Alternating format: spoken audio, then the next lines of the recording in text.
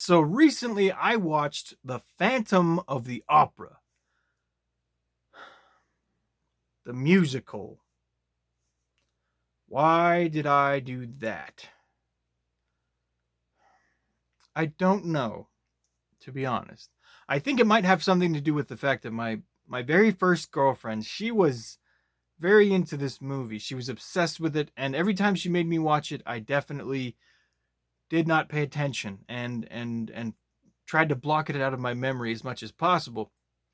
And you know, so it just, I knew it existed. I knew certain things about it, but nothing serious and nothing terribly relatable. And so, when I search for movies, I do it through actor. Like if there's an actor that I like in a movie, it's a lot more of an incentive for me to watch it. So I was looking through Gerard Butler's career randomly, and I saw that he played the Phantom, which is something I didn't catch, I guess. um, and it's like, hang on. We're talking about Leonidas from 300, right? We're talking about the guy that kicks and shoots everybody in Olympus Has Fallen. That guy, like, it's harder to be more of a man than he is sometimes. Like Gerard Butler, huh? You know, and I also read that he actually was in a band when he was younger, and it just, so he's actually good at singing. So he actually, that's an appropriate place for him to land with his career, in a musical. And it's just like, I'm actually not offended by this. I think this might actually work, And so it's just like, you come full circle with it. And, so I finally watched it, and it's like, you know what? This is about expanding horizons, okay? This is about having new experiences and all that stupid stuff. Anyway, um, I watched it, and I hate musicals because they're dumb and they suck and they're just not entertaining, and that's stuff that girls like to watch. Blah blah blah. Anyway, you know, it's a lot to overcome for someone, and so what I have to say about it is I actually liked it. Okay, I liked it. Now that it's all said and done, it's a long movie. It's a grind of a movie. Okay, but I liked it. I liked it. And you know why I liked it? I think primarily because, firstly, we have Joel Schumacher directing. Now, I know that's the same guy that did Batman Forever and Batman and Robin, which just, who's, it's just not very good, man. They're just not very good. um, but they're very big movies. They're very operatic and stylish and just pow, which makes this actually a perfect context for someone who can do movies like that, with the same style. So this is actually a perfect setup for someone like him and the kind of movies he can make. But but apart from that, the main thing I think is the fact that we do have Gerard Butler as the Phantom. Okay, the Phantom is the focal point of the whole story. All right, and I actually did some research prior to it as well, and afterwards, because I was actually pretty curious about what the whole deal was, if it was based on a true story or not, and blah blah blah. And it kind of was.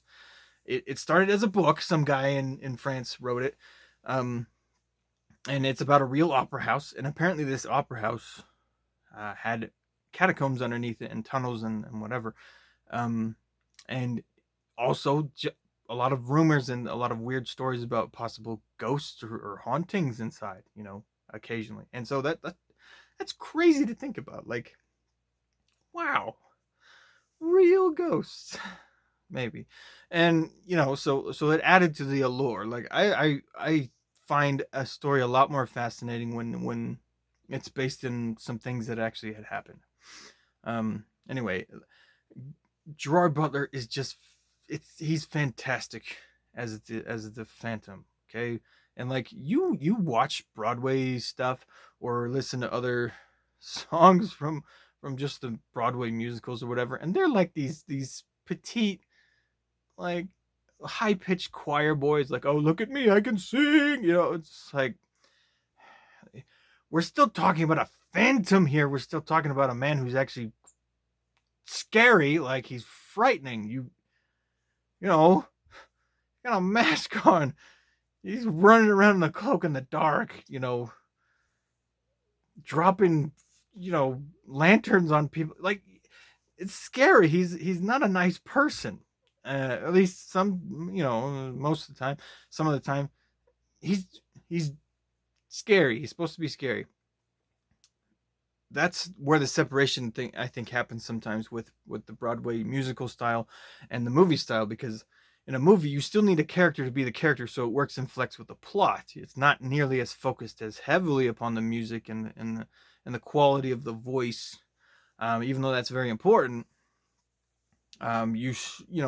Your character still should be the character, and when you have Gerard Butler's very particular masculine style, it's a little gritty too, and it's a little spooky.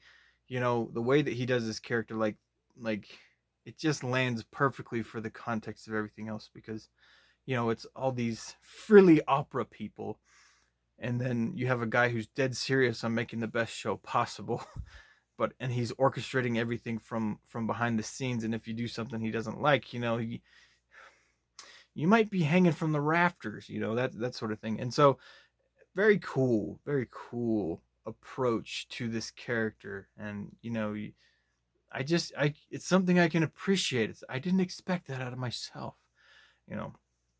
And then you have Emmy, the actress who played Christine in, like, I love the way she did her character as well. She nailed how this dynamic needs to work, because like for this to actually happen, she has to be so recklessly naive about the whole situation. Like her backstory is that her dad died when she was younger, but her dad taught her how to sing and taught her everything about music, and she kind of uses the spiritual inspiration of her passed away father to kind of energize her while she's performing, and that's why she does so well. So when the opportunity presents itself for her to perform, she does really well, and she's super successful, and everyone loves her all of a sudden. That's partially due to the Phantom, but like she has that energy about her, and when she explains it, it becomes clear that she's obviously very talented, but very naive, because she has actually been tutored by a voice or a thing that's been talking to her or something in her room in the opera house, and it's just been a creep who's been living in tunnels below her and watching her through a two-way mirror, but she doesn't seem to have put that together herself or been bothered by that when she finally figures out that that's what's been happening. Anyway, another thing about Gerard Butler is just his ability to create a sound that is strong and frightening and seductive all at the same time. And that kind of creates the dynamic where him and Christine are just kind of going together. He's completely leading the matter, but she's totally into it. And Joel Schumacher said himself that he really wanted to play up the romantic tension between Christine and the Phantom, and that there genuinely was a feeling of love between them, and that there was this a genuine romance happening.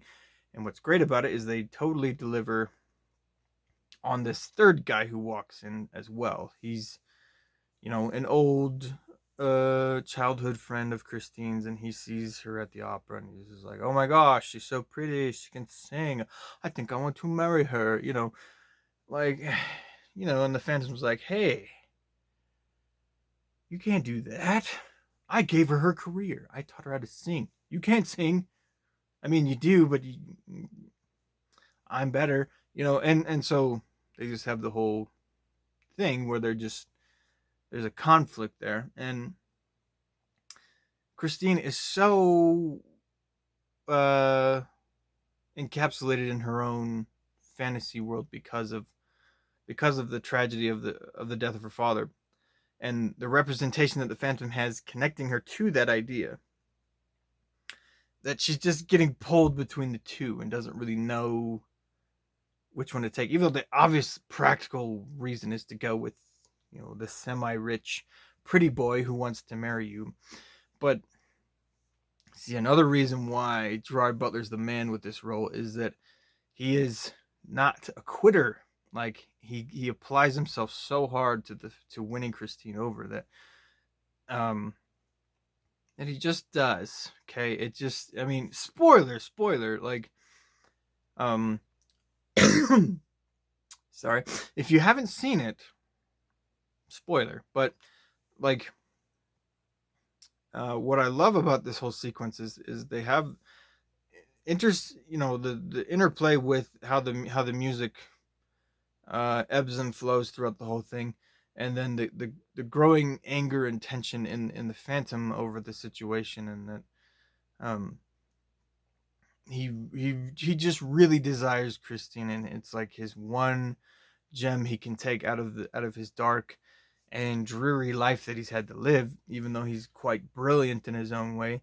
um he just has all this strength and this energy and this competence that he's been applying to this opera house and to all these things, and applying that all at once really does make an interesting situation for Christine, and ultimately it does win her over, at least for a short time, because he basically plays all his cards out the final night of the opera house, and to escape getting attacked by the mob because of all the people he killed, he cuts the chandelier, and they go down to his secret place, and then the other love interest guy follows them, and then he says, "All right, fine. Final decision, Christine. You're either going to stay with me, or I'm going to kill your supposed fiance." And, like, just really corners her about the whole thing. And now it's been revealed that, he's got a very jacked up face. He's kind of an ugly dude. Like one part of the face, one's fine, one's definitely not. And because of her pity, because of her mercy, like there's such a purity and an innocence in her, but also just the association she attaches to him from losing her father, but also everything she's learned from him in their secret little meetings. Like she pretty much succumbs, and they have this really passionate kiss. You really see the character come out too in the Phantom, that he's not a monster. He's not as bad as the situation brought out of him as well. And it's like gosh, this is so right. This is such a yes. And so after the kiss, he knows that this was wrong. He knows that this isn't what he is inside. And so he lets them go together. He lets them leave. And the mob's coming for him. They figured out where the tunnels are, and he has to find a way to escape. But they all escape. And then, they cut to Christine's death, or, well, her grave, when they're all very old. And we see that not only does her widower husband visit her, but we see that the Phantom had also visited her, and that those three had intertwined in a way based on their experience. And there was just such an interesting emotional link to all of it, because I think people can really identify with at least one of these three characters, and that's why it's so important. I think any man who's experienced rejection can kind of understand the anger that the Phantom has when he finds out that Christine would rather be with the other guy than him. And it was a very composed, very emotional film that definitely surprised me. I was not ready for that. And if you're willing to brave an almost 3-hour movie that's a musical, I mean, I don't think girls have any problem watching this movie, and they find it interesting, and they find it entertaining, of course. And so, like, I'm sure if you haven't seen it, because it came out in 2004, this is it's getting to be kind of an older movie. I definitely recommend it. Okay, like, can't believe I'm saying it, but I recommend it.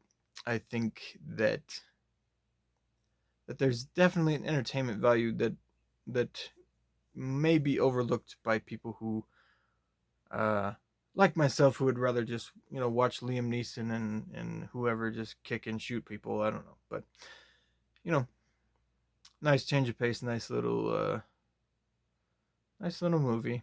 So that's my take, guys. So hope you enjoyed it.